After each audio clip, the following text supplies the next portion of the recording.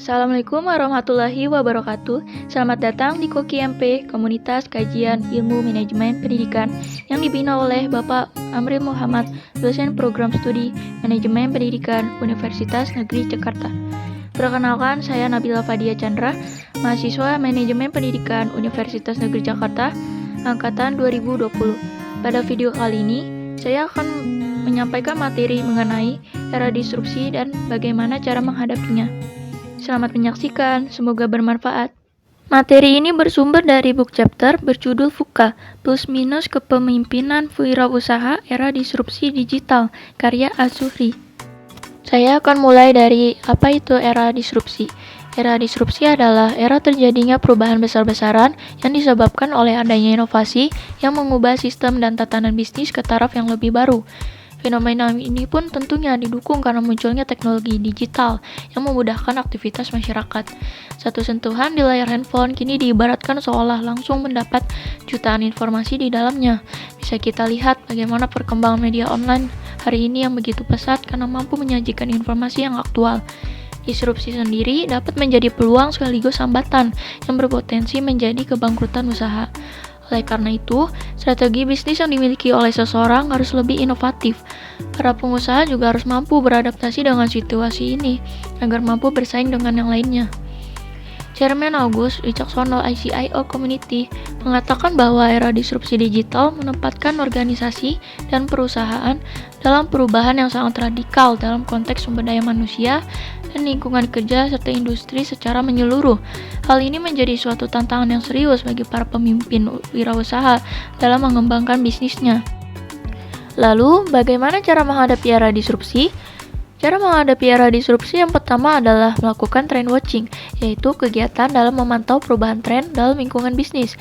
Dengan selalu memantau lingkungan, maka bisnis akan selalu mengetahui perubahan-perubahan yang sedang dan akan terjadi, sehingga gejala-gejala timbulnya disrupsi akan terdeteksi secara dini. Sementara itu, beberapa komponen yang harus dipantau adalah tren teknologi digital, ekonomi, budaya, politik, dan lingkungan alam. Informasi yang berasal dari trend watching ini nantinya bisa digunakan untuk terus melakukan adaptasi sekaligus antisipasi.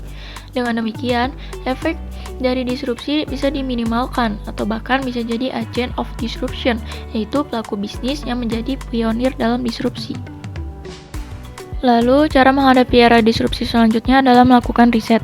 Agar trend watching yang dilakukan hasilnya dapat lebih meyakinkan, maka harus dilakukan dengan pendekatan riset. Karena dengan riset, informasi yang didapat bisa dipertanggungjawabkan mengenai kesahihan dan keabsahannya. Oleh karena itu, bisnis di era ini harus memiliki fungsi riset yang biasa dinamakan research and development.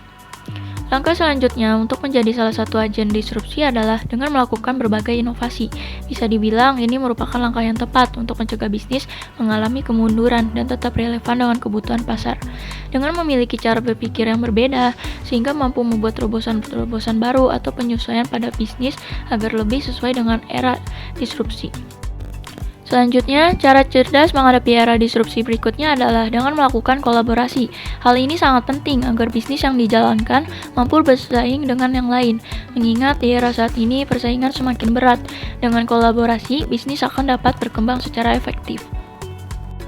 Selanjutnya, seseorang harus mengubah pola pikir dan kesadarannya agar bisnis yang dijalankan semakin sukses dan tidak berhenti di tengah jalan. Cara yang paling tepat adalah dengan menyesuaikan diri dengan tuntutan zaman. Hal inilah yang akan membuat bisnis tetap hidup. Lalu, ketahuilah berbagai dampak dan risiko bisnis sebagai cara cerdas menghadapi era disrupsi. Dengan mengetahui berbagai risiko, setidaknya seseorang dapat meminimalisir potensi buruk yang kemungkinan terjadi. Berikut referensi yang saya ambil. Sekian materi dari saya, terima kasih telah menyaksikan.